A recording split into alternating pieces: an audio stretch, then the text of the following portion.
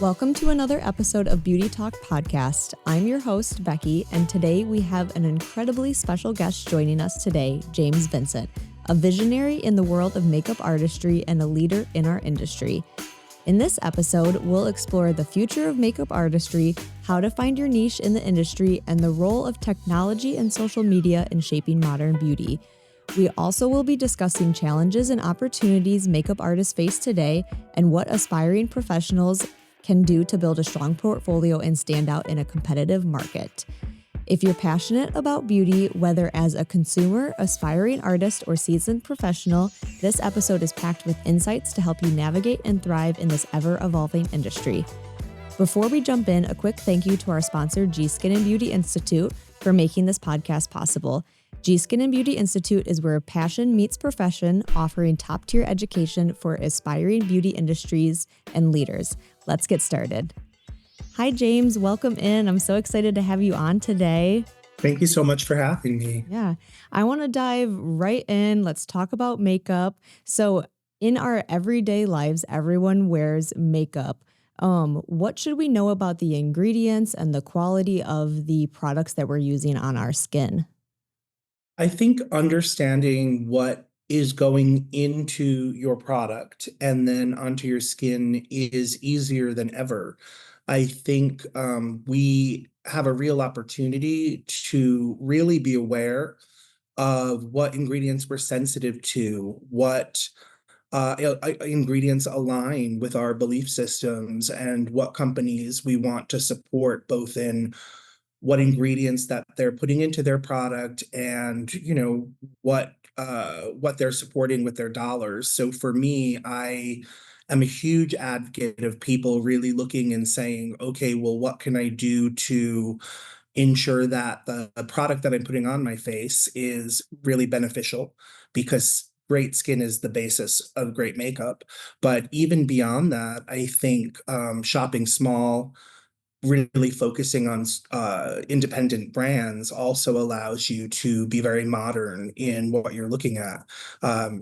For example, one of the companies that was my sponsor for about 15 years is a French moisturizer that artists love, but the formula hasn't been updated in 75 years. So I could no longer bring that into my clients. So I think the onus is on us to educate ourselves, but I think if you are aligning yourself with brands who kind of have your same philosophies of life and beauty, then it becomes much easier to trust ingredients. And with a quick Google search nowadays, you can find out everything you need to know. Yeah. Are there any certain ingredients that stand out to you when you're looking at products? That stand out for me to avoid or to incorporate. I guess both. What Mm, would you you know, want to add to, like I know they talk about makeup being skincare, that there's a lot of skincare additives in makeup. Are there something that you would look at to help improve someone's skin? And then also on the other side of it, are there any ingredients that you want to avoid that you don't really like working with? I think I'm more pro than con for many ingredients, but I would say I tend to really veer towards the natural, the green, the vegan. I really look for ingredients that are going to really strengthen the barrier of the skin and really protect the skin. And I tend to stay away from anything that's too active. As a makeup artist, I need to be very aware of what might cause some sensitivity or even allergic reaction for my clients. So I feel like for me, the more I know about an ingredient, the more I can stand behind it. And so to stay with less active ingredients that are packed with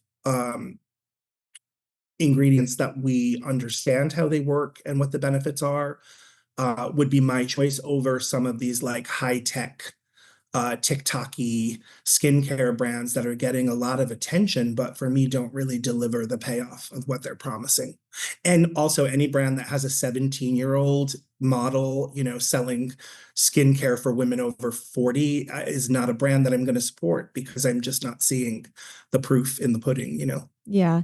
How do you differentiate like those brands that you see on social media, on TikTok? How do you decide, okay, this is something I want to work with, or this is just something that everyone's wanting to promote on social media? Kind of have decolonized my makeup kit in that I'm really focusing on female-owned brands, queer-owned brands, BIPOC, Black and Brown-owned brands, definitely artist-owned brands, because I think that this allows me to really look and say, okay, these brands are moving forward with an understanding of what we're using now and what we're using next, where sometimes if I go to some of those older kind of legacy brands, the push is advertising, not ingredient. And that for me is always a red flag. That makes total sense. Speaking of like social media, there's so many trends on social media of how to do this, how to do that, what's popular, and how do you choose kind of what you want to use, what techniques you want to follow, and what you would suggest to your clients, to the general public, to anyone. How do you choose what's just a passing fad versus what's something that's actually essential in makeup artistry? And the job of a makeup artist is to design, apply, and maintain a makeup. And so I think when you're looking at product, you need to really look both at the face in front of you and the job at hand. For example, if I'm doing a wedding in humid Chicago in August and it's outside, I need products that are much longer wear than I would for a 5 minute, photo shoot. And so while I think that it's important to be aware of trend, I think for me as a professional makeup artist, the client is really what dictates exactly what needs to happen there. So I take in trend, but I think that it really is the communication with the client. It is the consultation that should dictate how, when, and what we're designing. And it's my job not really to insist that they try a new trend, but maybe bring them over as an expert to feel comfortable updating a look or trying something new. I think someone becomes a makeup artist when they can take creativity, internal and external. Like what is that fire in my belly?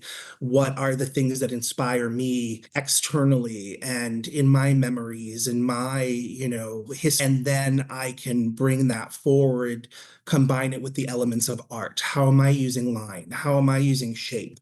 What is the structure I need to create on this face? And that for me is when you take it from makeup technique to makeup artist. So if you are watching a tutorial from someone who is just saying, put eyeshadow here without any understanding of a client's age, a client's lifestyle, a client's skill set, a client's access to product, that for me is not necessarily an educator, but someone who is fantastic at sharing their own makeup. But then it's the audience's responsibility to vet it and say, is this an educator, an expert, someone who has a unique voice? Or is this an influencer who's doing something really amazing, but not anything that I can kind of take in and bring into every area of my application, if that makes sense? Yeah, yeah. Where would you suggest someone like me if I wanted to learn how to contour my face or where I should apply blush, things like that, that I would generally go to social media to Yeah. learn? Where would you suggest I go to find what's right for me, for my face shape, my skin tone, all of that? I think education and cross education are essential for understanding any area of artistry. And so I think social media is the perfect place to start, right? Because that's where you are engaged, right? That's what we call it, engagement. That's where you're influenced. That's what we call it. And so you might go on to TikTok or Instagram and say, oh, I love this smoky eye tutorial that this person did. But then maybe you apply it and you say, oh, well, that doesn't really work with my eye shape. So you bring yourself over to YouTube and you put in a Google search, smoky eye almond shape. And that brings you one step further in your education. But then you might say, oh, I really want to know the why. I want to know the when and the how. So then you Google again and you learn that the modern smoky eye was created by a makeup artist named Linda Cantello and was originally called the Gucci eye in the 90s. And maybe you learn that James Vincent was her assistant at the time. And so you find my tutorial on a smoky eye. And so then I think it's those layers of education, it's that curiosity, it's that ability to be so excited and so passionate about something that you're drawn to know more. I think that that is bringing it to the next level. However, I have no judgment over someone who just goes on and says, oh, I love this TikTok influencer. I'm this smoky eye. I love the access. I love the voice that social media gives. I love the connection that people all over the world can have something in common, like loving makeup and gather there to get information. But I think if you want to really become an expert or you want to develop your own unique voice, then you've got to kind of pursue education and knowledge with a more critical understanding of what you're taking in and what it allows. When I moved to New York City in the 90s, there were maybe 100 makeup artists working. The first artist that I assisted in New York was a makeup artist named Kevin Aquan, who's arguably one of the most famous makeup artists. And when he moved to New York, there were 8 makeup artists working. In New York, we can look and say, oh, Sandy Linter was our first makeup artist in 1974, first like professional makeup artist. So the growth that has happened because of social media, educating people as to what is possible, for me, that is what's beautiful about social media, the way it kind of has united and kind of connected and built these communities that allow people to kind of see themselves. For me, I grew up in Rhode Island, which is the smallest of the 50 states. And, the idea of ever working in TV or film or ever working with a celebrity, I could not have imagined that. With social media, I'm sure it's much different for kids today. And I really love that access. I kind of want to dive into the steps of applying makeup. So, what would be the first thing if you're doing a full face of makeup? What is the first thing that you do? The first thing that I would do is beyond the assessment and the consultation, is I would really focus on the skin. If I have 40 minutes to apply a makeup, I'm probably spending 20 to 30 minutes just on complexion, because for me, beautiful skin is the basis of great makeup. My makeup is not about hiding something or covering something. It's about bringing out something beautiful about the face in front of me. And so I would say the first thing I would really look at is cleanse. Am I working on a clean surface? Am I working on a surface that is protected? And hygiene, like how am I protecting my client? How am I protecting myself? Those for me are the first step, because that really makes me look at the person and look at their skin, right? And say, like, well, where is there some dehydration, or maybe where is something a little too active? And then in my cleansing stage, I can really start to connect and kind of prepare the skin. And then I would probably go into toning the skin, which I'm a huge advocate of. A lot of Americans are getting away from it, but like toning the skin brings the skin to a pH level where bacteria doesn't grow and prepares the face for moisturizer. And toners, essential oils, are bactericides. They're bacteriostatic, right? So we're protecting ourselves and our client. And then you have a real opportunity to really customize with your serums and your moisturizers, regardless of your price point, regardless of what brand maybe you have available to you. There is something incredible that you can do in this moment of the application, that when you put it on camera, or when your bride walks down the aisle, or when your, you know, graduate sees themselves, that glow, that beautiful kind of presence, that skin is for me the most amazing part of what we do. I can teach anyone to line an eye, but to really kind of connect to your client and push your ego out of the way and really understand what you need to do to really care for them, right? We're caregivers as estheticians and makeup artists. I think that for me, that skincare consultation for me is the superstar moment. And I think that's why I get hired from by the same people again and again, is because I really kind of make them feel cared for and pampered in that in that part of the process as well. Yeah, it sounds like it. If you take that 20 minutes to prepare their skin, make them feel nice and glowy, I feel like that probably helps your makeup application as well, that your foundation goes on flawlessly, your blush goes on flawlessly.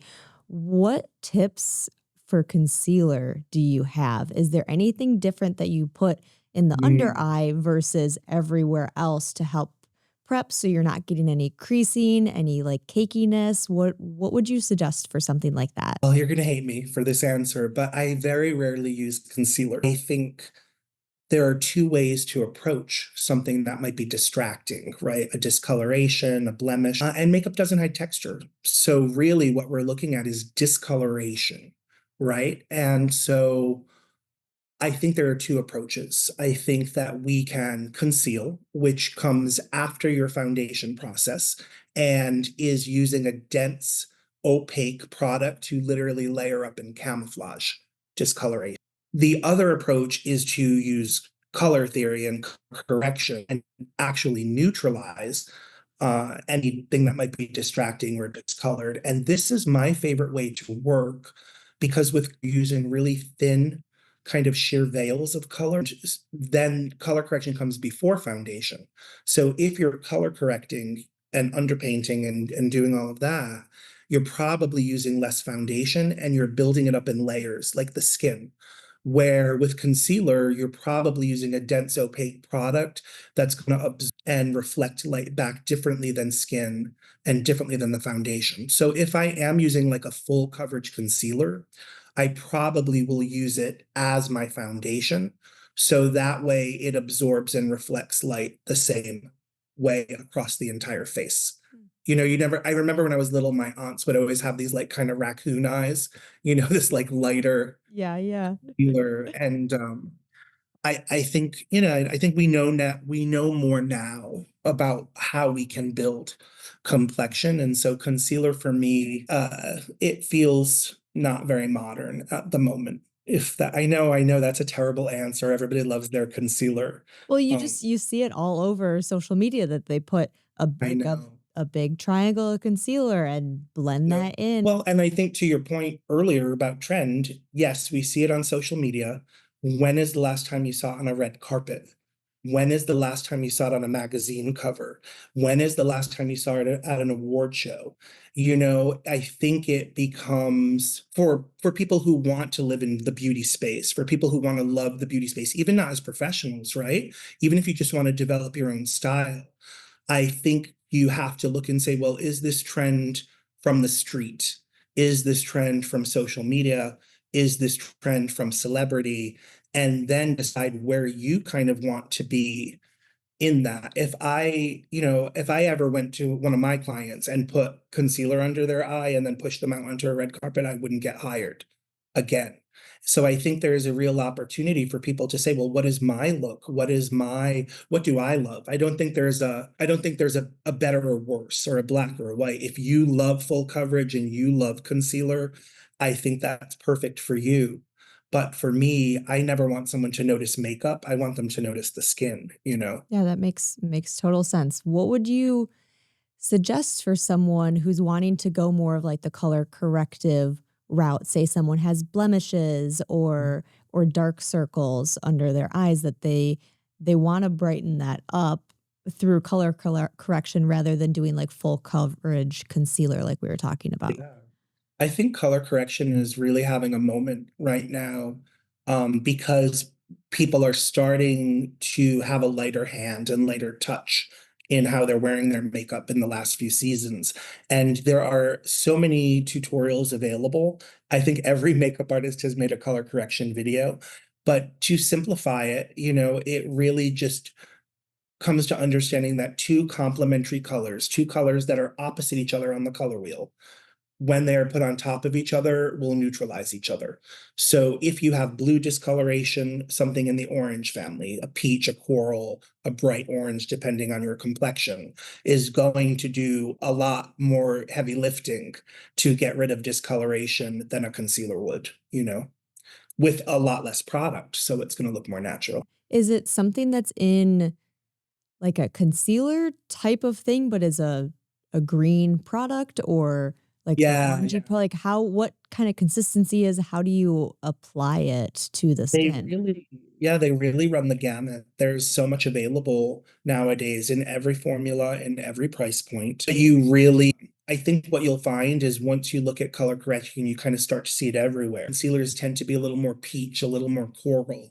Now, when I was young, they were very yellow, or very white. But now we understand that you want a concealer that's going to kind of knock out some of the discoloration. So a lot of the work is really done for you when you're shopping for makeup. But I think that there are those moments where you might say, oh, I had a blemish come out. I remember when I was little, my mom always had this bottle of green makeup she never used, but you might look and say, okay, well, if I put concealer over that, it's going to draw more attention to it. But if I just get rid of the red, I don't need to worry about it. And the trick with color correction is you only use the corrective color exactly on the spot where the discoloration is.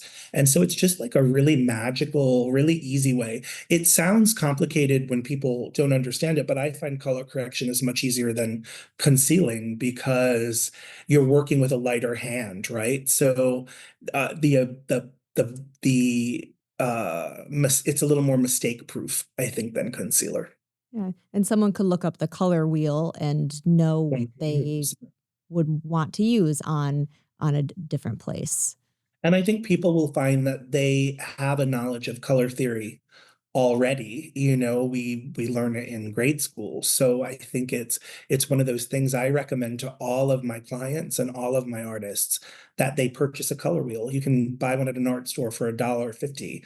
But when you're choosing what clothes to wear, when you're choosing, furniture for your living room, when you're choosing any of these things, color theory comes into play. And it's such a wonderful way to kind of bring balance, to bring beauty, to create style over, wearing what everybody else is wearing. In terms of mature skin, I want you to touch a little bit on that. How does something that I would wear differ from somebody that, say, is 30 years older than I am? How does that change? I think that as we age, or as our clients age, or as our parents age, you start to see differences in the skin, not just in the texture, but in the color. And not just in, the way that it holds makeup, right? But in where you might need makeup. And so I think as we age as individuals, it really, for me, becomes more about understanding texture. Where am I bringing light, and shine to lift something up?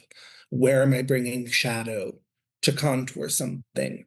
I don't think there's anything that a 70-year-old can't wear that a 17-year-old wears. For me, makeup is an artistic choice.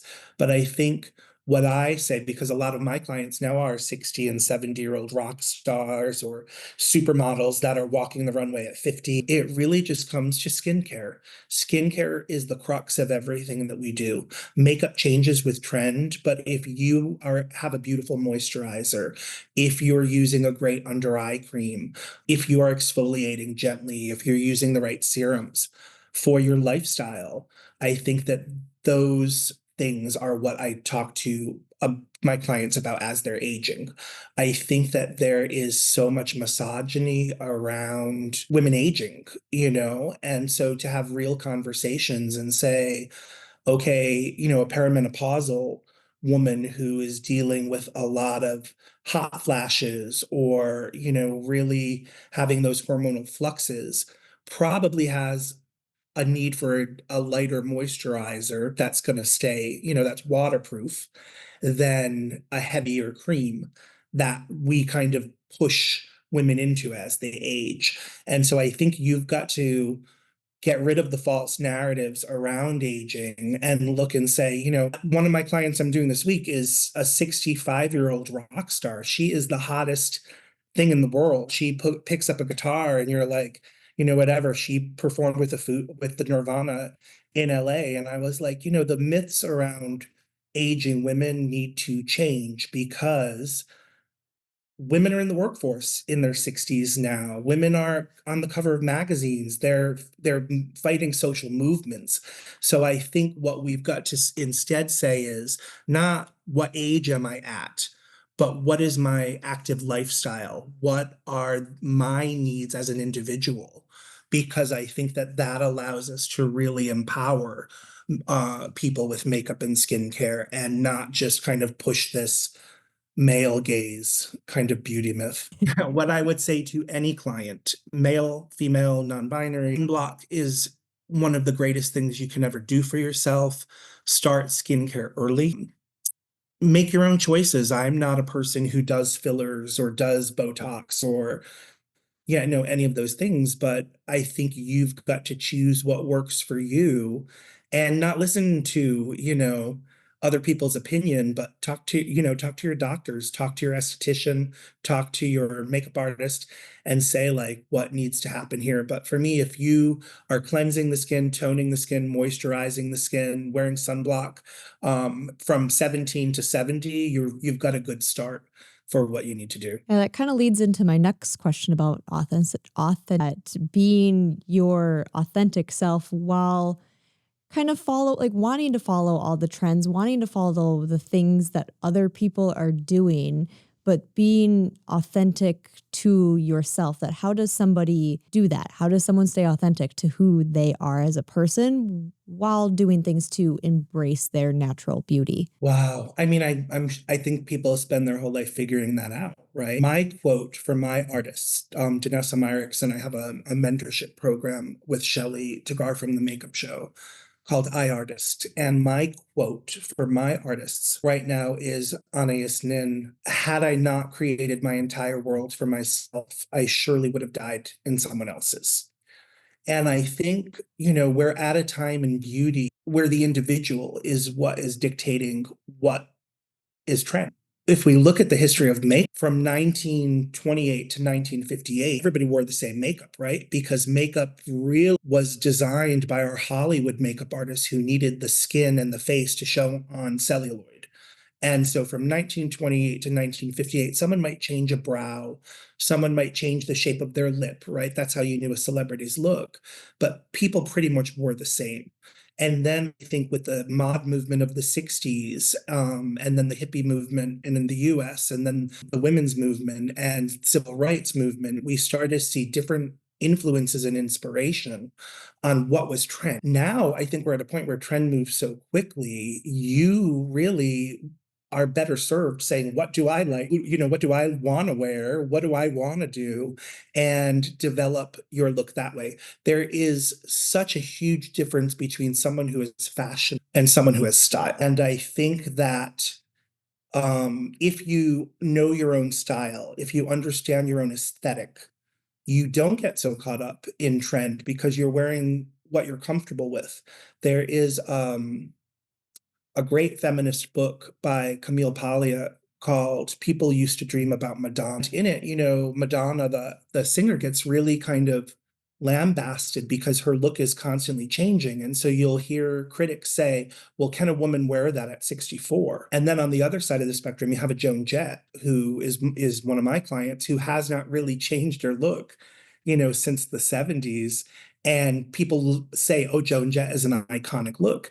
And so I think that that's where you see style over trend. And when a woman or a makeup wearer embraces their own individual style, I think that takes out so much of the insecurity, so much of the vulnerability around makeup, because your makeup is coming from a place of confidence and empowerment, not from what's dictated by Anna Wintour at Vogue. I think also coming from an alternative, like so much of the makeup that I'm known for, an Amy Winehouse, a Lady Gaga, these are women, the Joan Jett, these are women who changed the world. These are iconic makeup looks. Were they concerned with trend, or were they bringing across their own look? With Amy, her makeup wasn't supposed to be pretty. It was war paint, right? It was the way she prepared herself to face the world. And I think that when you take pretty out of makeup, when you take trying to impress other people out of makeup. When you stand kind of in your own style and confidence, that's where makeup makes impact. And that's when someone sets a trend instead of following a trend. And for me, my entire, like, I cannot fathom when people will ask me, like, oh, can I wear this color? I'm like, girl, you can wear whatever you Yeah. want, like it's makeup. But I think that what I want to do is build people's confidence. We have a program with the makeup show called Girl Interrupting, which is about building female bosses, not just makeup artists and hairstylists, but beauty editors, medic executives, right? That's where we start to see change. We partner with programs like the Girls Club in New York City to use makeup as a way to express and empower, not kind of fit into a mold. And I think that if we can do that with hair, if we can do that with makeup, if we can do that with aesthetics, we will have generations of women who know that their role is to change the world, not wait for a guy to tell them what eyeshadow they should wear.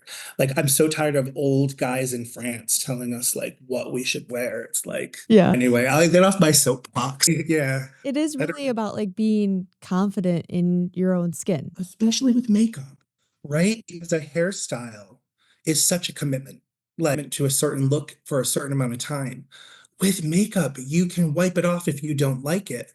So, what is the stress around trying a different look, around allowing yourself to kind of live the fantasy of what you want to do? Like, I don't understand why you would limit yourself. If you want to wear a red lipstick, put it on. If it doesn't look good, wipe it off. So for me, I don't know. I think it really has to come down to getting individuals to kind of realize that the decision is theirs with what they do with their. Am I like saying things that, like, I feel like other makeup artists are going to give you very different answers than I do. So if you want to wrangle me back to like, yes, apply concealer with this finger and only put it right here, like I can do that as well. But I think But you what said I you don't like concealer. no, but I don't like concealer, but if I am educating a client on how to want to wear concealer, I still need to do that. I Right. think, If someone comes to you. yeah, Yeah. I just want people to understand that how much power they have in deciding, how we use makeup. Yeah. And there's so many different ways to go about it. There's so many products to use that it can kind of be overwhelming for people to figure out. And so it's great to be able to talk to a professional about what they suggest and where they see the future going in makeup as well. Of I think these are things to look out for. These are things that Yeah. I would suggest doing. Where do you think the future of the makeup industry is going, the future of beauty? Makeup is always socio-political. What we're seeing with makeup now, especially in places like social media, is a reaction to the kind of right-leaning thing we're seeing across the world. I think when politics goes more conservative, as we've seen, in the 20s and the 40s and the 80s, we start to see music, makeup, fashion kind of push in another direction. So I think what we'll see in makeup for trend for the next few years is people really pushing new ways of imagining what makeup can look like, who should be wearing makeup, why they're wearing makeup. And I think that we're also seeing brands really respond to new understandings about things like eco ingredients and sustainability is crucial for the makeup industry. The makeup industry has so much waste. So we're seeing brands like Mob Beauty, a brand created by Victor Casali, who was the original chemist at MAC Cosmetics. And Mob is not only natural, but completely sustainable packaging. And they are leading a movement to help other brands come over to sustainability. We're seeing makeup artists like Bobbi Brown, who revolutionized makeup in the 90s with her uh, eponymous line, really come forward with a brand like Jones Road and say, what we put on our skin, we need to be more knowledgeable about, and we need to use better ingredients. And we also need to focus on women over 45 because that's who's spending money on makeup. We're seeing brands like Janine Lobel, who created Stila in the 90s, which was such a revolutionary brand, is putting forward a brand called Mean, which is about non-binary beauty. And so I think what we're seeing is an embrace of the individual trend moving forward. What does makeup look like moving forward? I think we're going to start to hear different voices. And I think that when we hear different voices, we get different stories and different, inspirations from different cultures and backgrounds. Makeup has always been, right? Beauty has always been, is passed from mother to daughter, grandmother, right? I can still smell my grandmother's setting powder or perfume, and she's been gone for a few years now. But you probably learned your first beauty techniques from the women in your family, and then you pass them down. I think the excitement comes in that there are so many options, right? When I was young, I'm 51. And so when I was young, like what happened is as a teenager, my friends' moms took them to the Clinique counter, gave them a skincare that was going to strip their skin, or we all used Noxzema until our skin was squeaky. And now there are so many different things available from so many different cultures around the world. I think that that is the future. Brands like Danessa Myrick, number one foundation at Sephora right now, and it's a Black-owned beauty brand, which is taking influence from all over the world. And isn't that exciting, to be able to say we're no longer limited to florals for spring, groundbreaking. We're really looking and saying, what is out there? I think the other trend in beauty has got to be accessibility. I worked with Rihanna to launch Fenty, and everybody spoke about like the 45 foundation shades, but for Rhea, it wasn't about so many foundation shades. It was like, is a 17-year-old going to see themselves in Sephora? Right? So inclusion, representation, access, by price point, these are the things that I think are going to be crucial.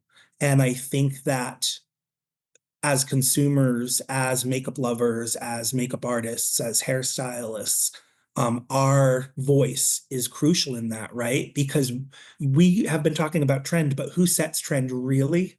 Celebrities, but celebrities who have stylists, celebrities who have hairstylists, soap artists. We can look at hairstyle and we can say, Joan Jett is wearing a Sally Hershberger shag for the last 40 years, right? We have seen Sally's influence on the world. We can look at a hairstylist, like Alan Edwards, and say that that Farrah Fawcett haircut that he did in 1975, Oh, we're that's still, so in. right? Like how powerful are we in the beauty industry to be able to say, hey, this is what we're putting our expertise behind. And I think that when you look at hair and makeup as a way to connect, a way to empower, a way to show who you are as an individual, I feel like that's hopefully the future of where we're going. I can't think of anything less interesting than like everybody looking the same. Like homogenization is like the least interesting thing in the world. And I think that as we hear new voices in sustainability, in ingredients, in expression, that is going to flip this, fashion and beauty industry again toward the future where, it's more positive in our beauty talk. Yeah. Well, and everyone's a unique person that everything's different for them. You want to show your authentic self and be your own person. And so Yeah. it makes sense to not have everyone look the same, not have everyone use the same products, that not all ingredients are going to be good on my skin versus your skin versus the person like next to me. Everything is so unique to each I think person. it also tells people who you are, like the makeup that you're wearing and the hairstyle that you have. There's a lot of information delivered in that. Like when I was young, it was what sneakers were you wearing, right? that told everybody in school what music you were listening to. I think makeup is also a part of that. You know, we can look at something like a cat eye and it can feel so powerful, or a red lip, right? Is can feel so empowering, or a great haircut, you know. It's a real wow. And I think one of the things that I talk about a lot is developing your own signature style, you know, finding your own voice in the world is really the only way you can find success in the beauty industry, because if you are just doing the same thing that everybody else is doing, why do I need to hire you? You know? And I think that that is a great blanket statement. If you know, even if you're an individual who just loves makeup, what draws someone to your social media? Something unique. You know, what draws someone to compliment you on what you're wearing for the day? Something unique. And I think that that for me is the exciting piece. How would someone go about finding products that are unique to them? What kind of ingredients would they look into? Oh man. I think you've got to shop local. I think that there is something so exciting. You know, like I remember going to Chicago for the first time, and it had such a different look and feel and style than New York City. You know, I remember going to Italy for the first time and seeing how different people dressed than they did in New York City. And there was something so exciting about that.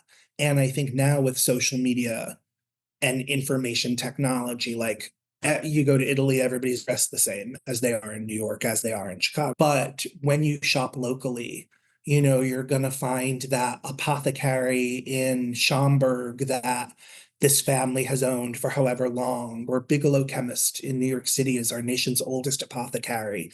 So you're going to find a scent there that no one else is wearing, and that becomes your signature, right? And how wonderful is that? Or you're going to be inspired by, you know, the people around you in Chicago and the people that you're working with, or someone you see on the street in New York, and you go to your stylist with that inspiration instead of a tear out of a celebrity from a magazine that everybody else is wearing.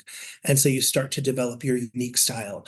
You shop at an Indian grocer or a Korean grocer, and all of a sudden you've got access to ingredients that maybe you never thought about. Turmeric in skincare, cardamom in skincare. These are two beautiful ingredients that are great for inflammation, that are great for like bringing brightness to the skin, that we'll find in Indian skincare, but not in American skincare. Korean skincare is really all about glow, right? So if you really want to glow, you can go into Korean supermarket and come out with so much beautiful skincare. Japanese supermarkets are some of my favorite for finding the most interesting, you know, skincare that I would never have access to. Traveling around South America, every country that I go to, I want to go into their pharmacies, into their chemist shops, into their fabric stores, right? And look at how do these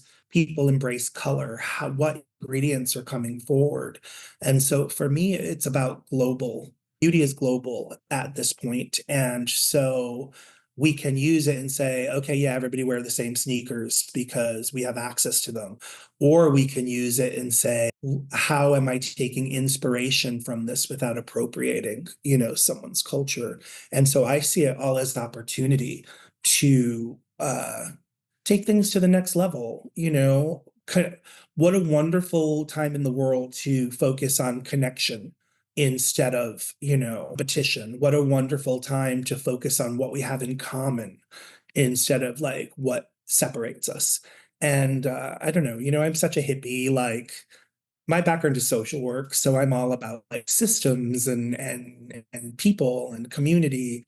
Community building is what I do. You know, I think if people look at my career, they might say, "Oh, he did this really famous music video, or he did this president's makeup, or this, you know, red carpet look that people loved."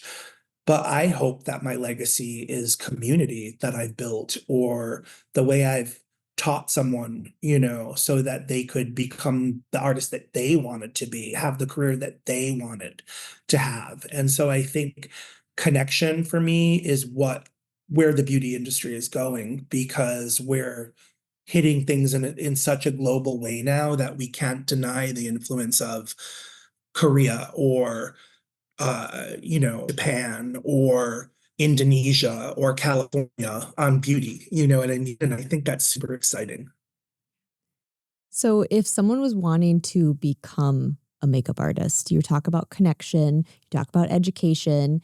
How would you suggest someone goes about making those first steps to start their journey as a makeup artist? That's a big question. I But know. I would say education is crucial. I am a huge advocate of education. I was on 5 continents last year teaching makeup, but I still take classes myself, right? Like, as a makeup artist, as a hairstylist, we're always learning. Our education does not learn once you get that license, right? Because there's always new trend, new technique, new technology. So education is crucial, and I think that we've already, social media is a great place to start. I think you can find tutorials and information everywhere. There are books, makeup books that our industry was built on that every makeup artist owns. And that's, one Google search. But then find your mentor, find the people that inspire you. Look at the makeup artists who are working with the people that you want to work with or doing the type of makeup that you want to do.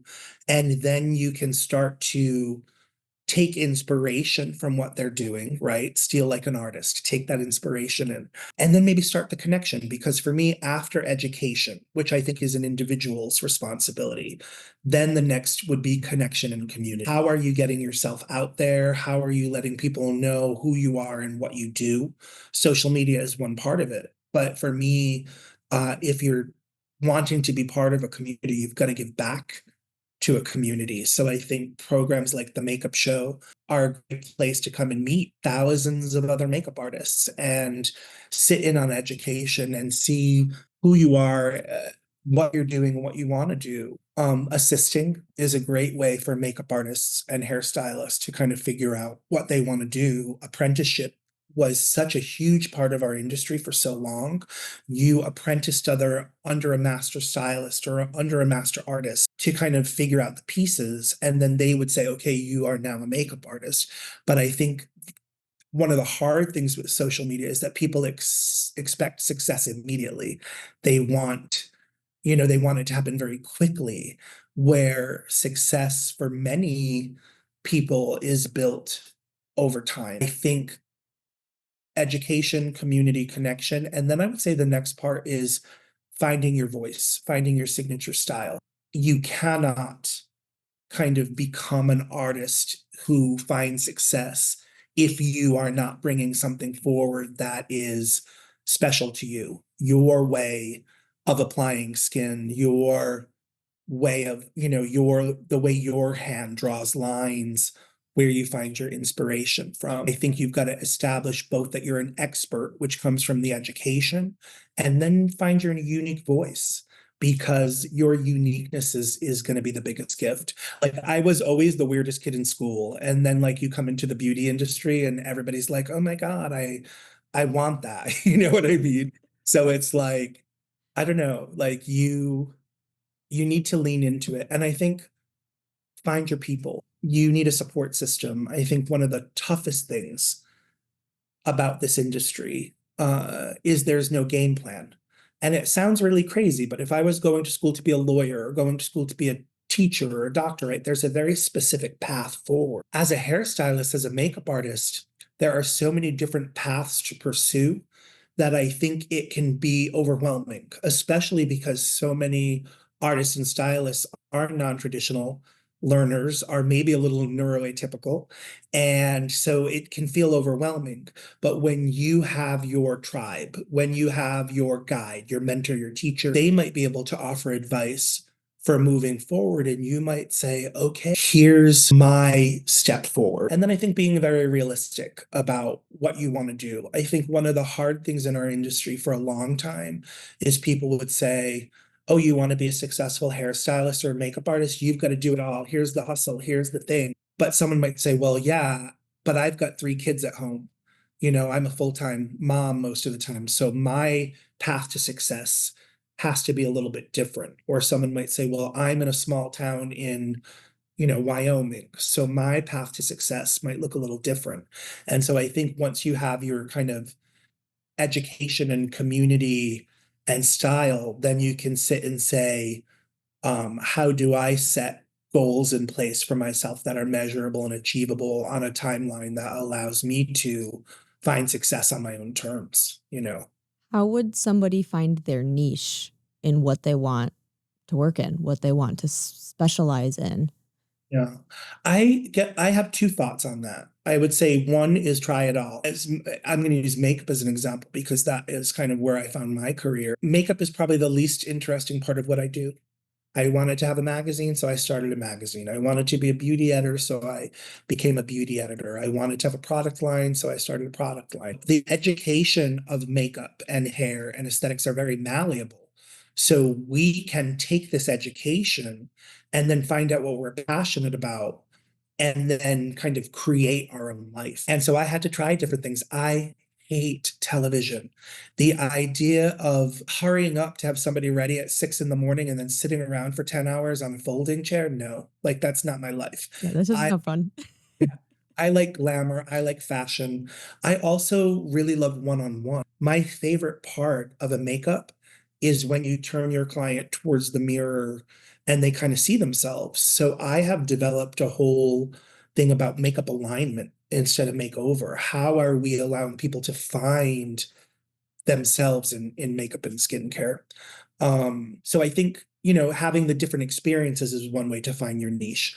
But then the other thing is like, what are you passionate about? Like, I love rock and roll. I am authentically rock and roll. If you look at my social media, you're going to see that. So, of course, my career developed so that I was working with, I started in hip hop with people like TLC and Salt and Pepper and like nine people from the 90s, and then came over to rock and roll with people like Marilyn Manson. And now I have this career that's very music industry oriented because I love the music industry, right? So my niche was kind of given to me. Where do you fall naturally? What communities are you a part of? If you are a member of a Hasidic community and you love makeup, there are very specific needs in the Hasidic community for makeup and skincare that you probably have better understanding of. That's your niche. If you come from an Indian background, Indian weddings are, for me, one of the most celebratory examples of makeup, right? So that might be a niche that's an easy start for you. And then I think so you have to think about what are your passions, and that will lead you to your niche. If you love television, you grew up loving that, that might be a great environment for you. And then what are your philosophies? I don't like to do the same thing every day. My friend Joe, who's the makeup artist for Wicked, like he has been painting this girl green for like 25 years. For me, I need something different every day. So what I love about makeup is that there's something I find a different niche all the time. Like I'll go through a thing and I'm like, told my agent, like I'm not doing any cat eyes or red lips for like a while. Like, don't book me on those jobs. You're like, I need some Because, time off of right, that. yeah, like right now, I am really focusing on bringing forward faces that we don't traditionally see in beauty. So, who are the traditionally marginalized? Who are the voices that we're not hearing? Makeup, for me, my niche right now is about using my platform to amplify younger artists, new brands, new ideas. And so that niche kind of revealed itself to me as I saw a need. So I think sometimes you have to trust in the process. Your niche should be something that feels very natural at first, but then you have to allow yourself to stretch, and evolve and kind of figure out who you are. I'm still doing the same makeup at 51 that I was doing at 21, which is crazy, right? But because I have a unique style and I have found my niche, there are women in the music industry that are still looking to me now. And now what's happened is people will say, "Oh, James did that Gaga video, you know, back in the day." So now we're seeing artists that are influenced by that, that are wanting me to do something, right? So your niche kind of delivers itself. But then I also am not interested in the same things at 51 as I was at 21. I don't have the same ego. I don't need the same attention or recognition. I care much more about who someone is than who they are, who they are over like who they know. And I've kind of always been that way. But like for me, I think I see the power of what we do. Makeup artists, hairstylists, we are caregivers. We are with people on the most important moments of their life. If you're doing someone's wedding, they have been thinking about that since they were 6 years old. They're going to look at those pictures every day until they get divorced. We are with people and their vulnerability, their insecurities, right? If you have a client come in and they've been concerned about discoloration under their eye for a long time, we're dealing with that, right? So I think that what I have kind of seen in my niche and what I tell my artists is allow your niche to be something that comes out of your unique style and your unique voice, a place where you feel the most comfortable, where people celebrate you for who you are. That should be your kind of first niches, because you build that confidence. And then what you'll find is you will get to a point where it's much easier for you to stand up and say, this is who I am, this is what I do, and I've created a niche for myself. Would it be helpful to someone as a aspiring makeup artist or makeup professional to put together a portfolio of their work Oh, within their niche to be able to gain those clients that they would like to work on? oh my God, Becky, that is for me the biggest thing, and the piece that so many makeup artists are forgetting. So many hairstylists are forgetting, so many individuals. I think that a portfolio is crucial for success. Instagram does not replace your portfolio. And I would say my advice would be create a portfolio that is aspirational, something that shows me what you want to do. If you want to shoot the cover of Vogue, that's a very different portfolio than if you want to do music videos, or you want to do bridal. So your portfolio needs to reflect the artist that you want to become. The other thing your portfolio needs to do is show me consistency, right? The same level of skill and diversity. You can work on multiple ages, multiple skin tones, multiple kind of references and themes. Your portfolio doesn't need a lot of images, but your portfolio needs to speak for you when you're not there. And so I think my other piece is that the advice I give to my artists is what is grabbing someone's attention and holding it, right? We live in a time where there are so many images constantly. We are all scrolling every day. So even if you only have 4 images in your portfolio to start, make sure it's an image that grabs someone's attention and holds it, you know? I do a lot of portfolio development because I think portfolios are such a beautiful way to not only present your work, not only to gain clients, right? But also portfolios are maybe a place where you're practicing and you find your niche. Portfolios are a way for you to show your creative side as much as your technical side. And portfolios are crucial. If you don't have a website, I hire makeup artists every day. I hire hairstylists every day. If you do not have a website, I cannot recommend you, because it also establishes that you're a professional, especially in markets like, I know you were in the Midwest, like the Midwest market, Chicago is so competitive in markets like bridal. And so if your website is not engaging someone and giving them all of the information they need right away, they've moved on to one of the other choices. And so I would say, if you really want, I'm going to tell you because now we're just talking. If you really want to make impact, you're just starting out, a great website with some engaging images, and then some of the traditional things like business cards. I know it sounds so old-fashioned, but a business card is the easiest way to establish to someone that you're an expert. Especially, I'm very shy, so I'm never walking up to anyone, and I'm like the scary-looking old man. So imagine I walk up to someone, I'm like, "I'm a makeup artist," you know? A business card is really important for that, and I would say you have to have a virtual and a hard copy business card. And then the next thing, Becky, and you're gonna think I'm crazy, thank you notes. Like when you're just starting out, to have a thank you note that is in the same font, the same coloration, the same aesthetic as your website, as your business card, I'm always gonna hire that artist because I can teach anybody how to do an eye put on eyeshadow, but I cannot teach someone as easily to be a professional, to be considerate, to be any of those things. And so I would say if you really want to find success very quickly, invest in those very traditional things like a website, like a portfolio, like business materials, and you will find the response immediately, especially for students, when you're going and interviewing at that salon and, yeah. And honestly, the other thing is having your portfolio, and I'm assuming when we talk about portfolio, we're talking about website at this point. It has to be your own name. Right? Because if you're like hottie in the windy city at gmail.com, that does not make me want to give you $1,500 to do my bridal makeup, right?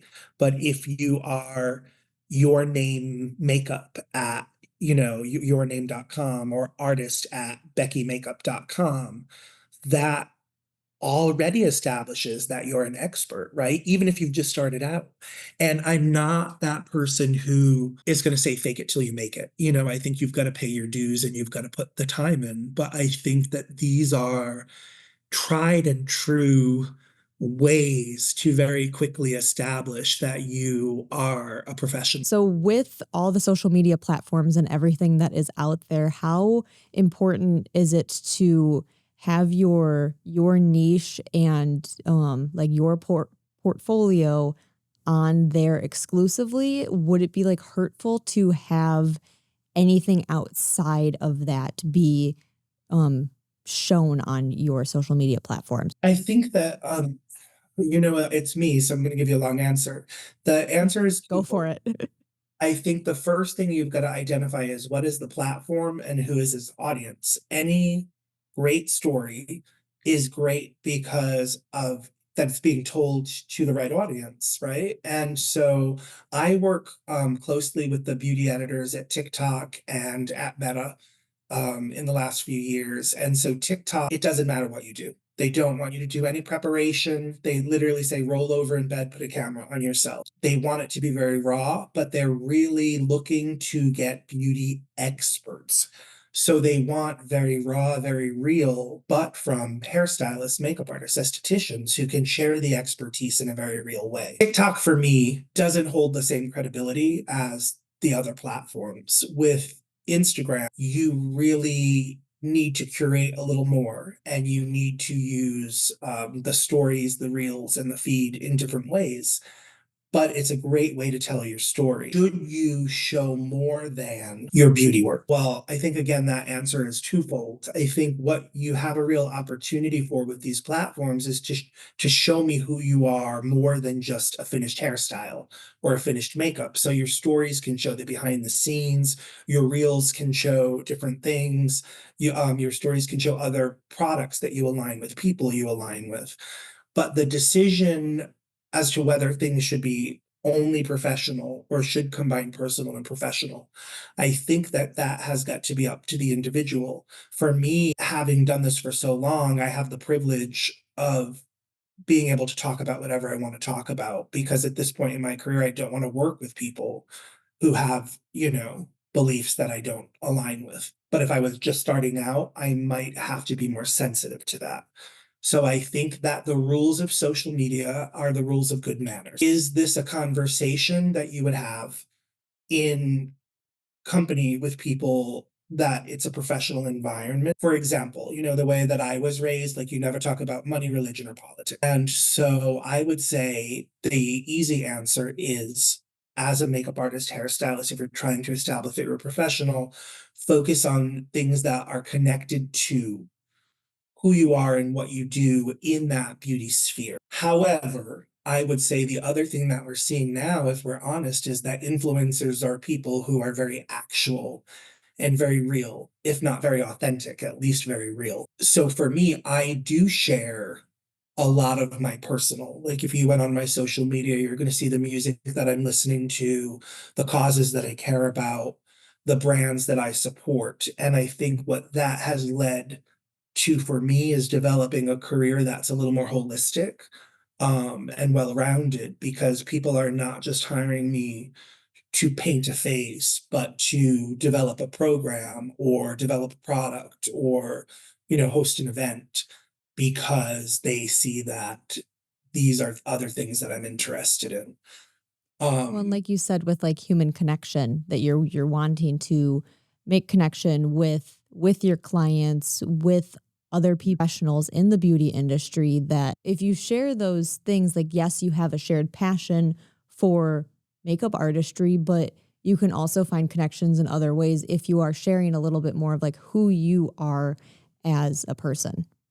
And I think too, those become your first clients, right? Who are the people that you grew up with? It's why Facebook is a great platform. Whatever you think of what's going on with Facebook right now, it's a good platform for building clientele because it's a network. So the first people that you can show your work to are people that you grew up with, people you went to school with, people you're related to, and those become your first clients. And then their network is how it starts to expand. And so I think I tell people look at what communities you're already a part of, and then you can start to talk about that on social media. Like new mommy blogs are huge, right? So if you're a mother with young children at home and a great hairstylist, you probably have different things that you're dealing with. In building your career because you've got a toddler. If you love a sports team, if you were part of a sorority, if you come from a specific culture, you speak a specific language, for me, sharing those pieces on your social media allow people who connect with you in an industry where, our clients also probably feel a little insecure, a little uncomfortable with a new haircut or color or makeup application, but to go and say, oh, well, I know Becky because we grew up in the same neighborhood, we go to the same church, we played basketball together, whatever it is.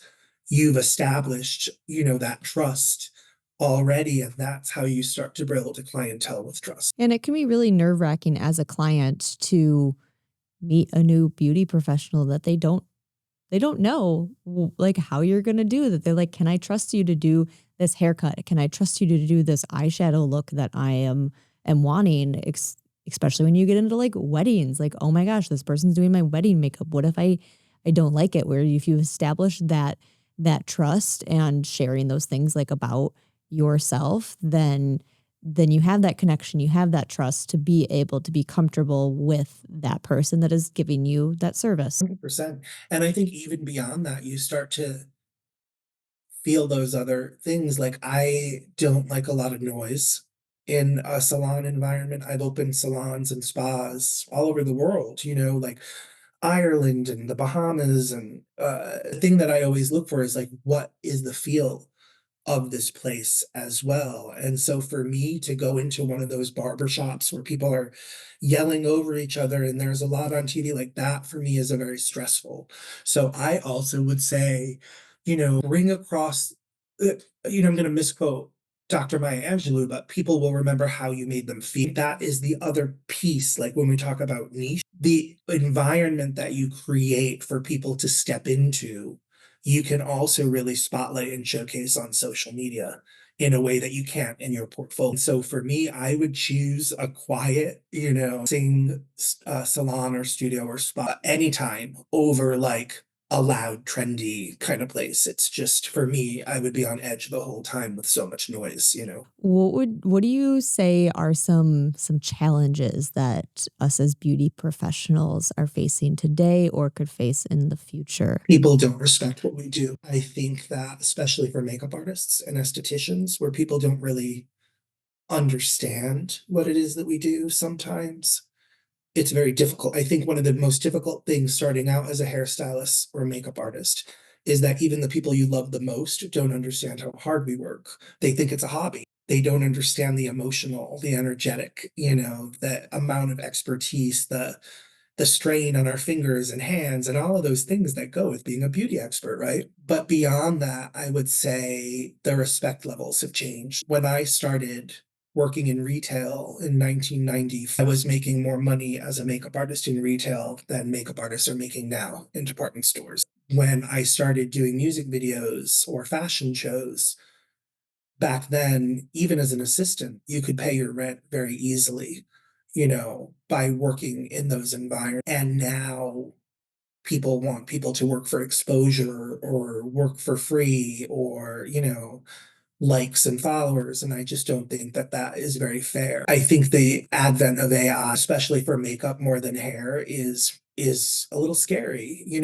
When a company like Pantone uses AI instead of hiring artists to create campaigns. That's troublesome because the only people that buy Pantone are artists. So there's a disrespect to what we do right now that I think is a little scary. I think for makeup, especially in the last few years coming out of COVID, budgets were cut. I think streaming media cut budgets. And I think the strikes and all of the things coming out of Hollywood have really made it difficult for makeup artists right now. I think for stylists, if you're in a salon, depending where you are in the world, there's probably a little bit more security than some of those other freelance options, but our rates have been slashed, our bookings have been slashed, the number of artists working has been cut. So I think you really have to kind of look and say, how can I build myself as a business and a brand as much as an artist? And that's how you'll find security right now as a stylist or makeup artist. How do you overcome that? What are things that you can do to set yourself up for success so that you're not facing those challenges? For hairstylists, I think having that great clientele is essential. And the nice thing about hair is that you can really become an expert in so many different directions. There's always a way to kind of bring in passive income. For example, you could be in a salon X amount of days a week, but then do a wedding on the weekend, and a wedding, depending where you live, could pay your rent for the month. With makeup, I think it's kind of the same. I think you've got to be a little more creative with how you are building your business and brand, and you have to be as business and brand savvy as you are in your artistry. What do I mean by that? Well, if you are a bridal makeup artist, you're using certain products, and those products have credibility because you're using them. Could you set up an Amazon, shopping page where you could then say to your clients, these are the products that I used. If you go to my Amazon page, they're there. Or can you set up affiliate links, so that you're bringing in some money from the product that you're working with? So I think you've got to be a little more creative. And I think it's things that some people have always done. I think the days of just kind of, when I started, it was very straightforward and easy. You assisted a famous artist until they gave you a job. Mhm. I think those, it wasn't easy, I would say. It wasn't easy, but it was a little more straightforward. I also think now there are endless possibilities. I think this is a time of opportunity because when I started, there were 3 networks and 12 magazines. And now with streaming services and social media, the possibilities are endless. When I started doing makeup, women got their makeup done 3 times in their life, right? Their prom, their wedding, and their funeral. Now people spend money to get their lashes done, their brows done, their makeup done to go out on a Friday night.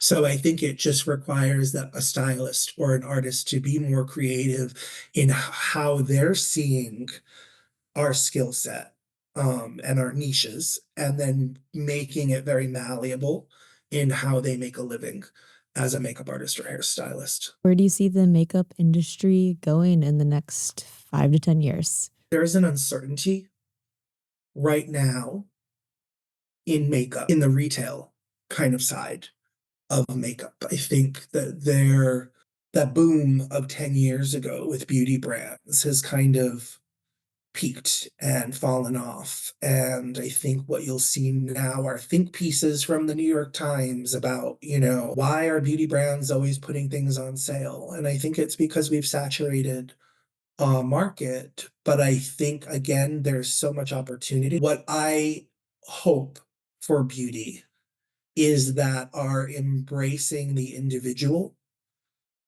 and understand the needs of the person in front of us, um, allows us to make beauty something that keeps building because people feel included.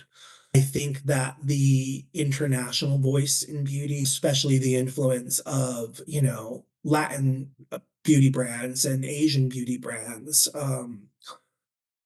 will keep pushing forward new ways of looking at things. I think technology always influences, right? So, we have a camera in our pocket all of the time now. People on things like Zoom, we see our skin. So I think people are more concerned about hair and makeup and their appearance than they've ever been. So while a lot of people are kind of tolling the death knolls, I don't see it that way. I just see it as once again, creatives have got to be more creative, not only in what they are making or producing with their hands, but how they're imagining or reimagining what is possible with the knowledge that we have. I think that anybody who's listening to this beauty podcast already has a leg up because we see there are always going to be those people, makeup artists and hairstylists who like graduate with a, license, get their license, and then they stand behind the chair, and that's a fantastic career for them. A starting hairstylist at a great salon can make six figures a year. A starting esthetician can make six figures a year. But I think what we're talking about here is how do you develop your own niche? How do you find your own success? And so that tells me that the people that are listening to this podcast already have a curiosity of how do I make a name for myself in this industry? How do I create a life for myself? This isn't just a job for the audience here, right? This is a career. This is a passion. This is a, a love. I love makeup. I love the beauty industry. I live in it like a monk lives in the church. I hold its history. I help new people figure out their path. And so for me, I have to be hopeful and I have to say, yes, it may look different today than it did 10 years ago. And it will look different 10 years from now. But you have to keep evolving. And how exciting is that, right? To be at a place in the world where I can't even imagine what technology will bring forward and how we communicate in the next few years. So, what will that open for hair and makeup? I cannot imagine what ingredients, are going to come forward in the next 10 years because things are moving so quickly now. One of my clients is the president of the New York Public Library. He's a genius man, Dr. Leclerc. I love him so much. And he talks about information. And he says, there are always going to be those people that are afraid of what's coming. But if we step back and we say, let's look at words, right? For millennia, word was only spoken, stories were passed down. And then from spoken word to written word was millennia, right? From written word to published word was centuries. From published word to printed word was even less time. From printed word. So now we're getting news as it happens on social media. So how can we stand and say something scary is coming when the power of information can be used in different ways to help us become who we want to be? So what I tell my artists is you just have to stay open. You just have to stay optimistic. You have to keep learning. You have to keep loving. Like you have to constantly embrace the people around you, because if you focus on the competition and you focus on the negatives all the time, I think for artists, it almost makes it more impossible to move forward. Artists are revolutionaries. Just the act of choosing to be a hairstylist or a makeup artist in an economy and a culture that tells us this is a hobby is already a radical choice. So why not embrace that and just say, I want to be part of the what's coming in the next 10 years, not sit and wait for it to happen. And so I see it as a call to action. If you're passionate about hair, if you're passionate about makeup, even just because you love wearing it, why not become a voice and share your story? If you're listening to this podcast, your story is essential in how we move forward, right? Your understanding of hair and makeup, maybe not as a professional, but as someone who used it. There was a moment where you chose to take on a tough career and industry. And you have to hold that, right? There is a moment in every person's life where a lipstick that they put on or the first time they lined an eye was a transformative moment or a moment of celebration, right? You look at your parents' wedding photos and you think, oh, that was the most beautiful my mom ever looked, or how crazy that she wore that style. So I look at hair and makeup as culture. I look at hair and makeup as narrative threads, people sitting around a fire telling a story primordially or carving into a cave wall. We are part of that same culture of telling stories, of helping people live art and live part of that. And I think that there is something very important in what we do. And I think that that's the piece a lot of people forget. Hair and makeup have become celebrities in the last few years, but really, when it comes down to it, what we do the most is we're caregivers and we are part of people's lives and part of people's memories.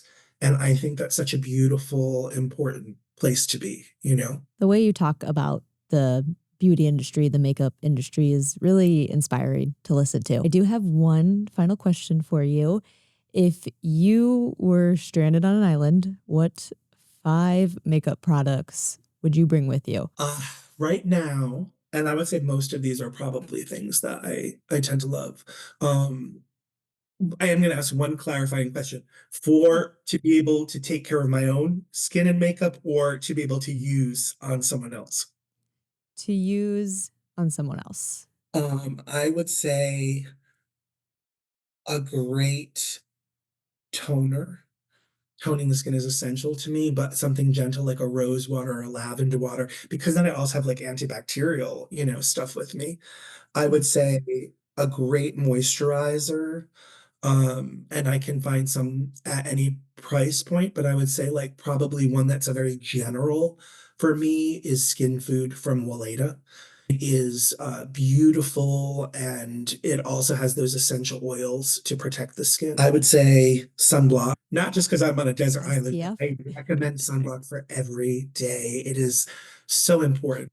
I would say a kohl pencil because that's the women of rock and roll are my clients, but also like hanging out in high school, it was like my friends who lit their like eyeliners on fire. And kohl in its natural state is antimicrobial and antibacterial, so I'm protecting my eyes. You're thinking of survival here. I love it. Right? And then I would say probably a butter of some sort, like a shea butter, because I could use it for moisture and healing and things like that. I will also answer because if you're asking me specifically product, I would say I'm a huge fan of Danessa Myricks blurring balm powder. I use it like it's my desert island product. It works well on every skin tone. I would say NARS, the multiples, again, because it's eye, lip, and cheek. So you can basically do a whole face with it. And on a desert island, you'd have like this gorgeous glow. Well, Say, everything that you're saying is all like skincare type of yeah, product. Like what you were saying earlier, it goes back to that the skin is the foundation of it your is. makeup. You spend half the time setting the skin, making it right. And so I feel very honored to have been asked to share with you guys today and talk about an industry that I love so much that has given me my whole life. This weird, fat kid from the smallest state in the country from a family that didn't have very much. And makeup has allowed me to live all over the world, work with anyone that I've wanted to work with, and build a life that I've done. I've built a life on my own terms. And that for me is what is so incredible about this industry and the opportunities that exist here. Well, we're honored to have you on our podcast to show your inspiration, your special tips and tricks. And so thank you so much for joining us. Thank you for joining us today on Beauty Talk Podcast. A huge shout out to our guest, James Vincent, for sharing his expertise and providing valuable insights into the future of makeup artistry, education and empowerment, and how to build a successful career in beauty. Remember, the beauty industry is constantly evolving, and staying ahead means embracing change, honoring your skills, and finding your unique voice. Whether you're just starting your journey or looking to elevate your career, education and innovation are the keys to success. This episode was brought to you by G-Skin and Beauty Institute, providing cutting-edge education and helping the next generation of beauty professionals turn their dreams into reality. Until next time, keep learning, keep creating, and keep redefining beauty on your own terms.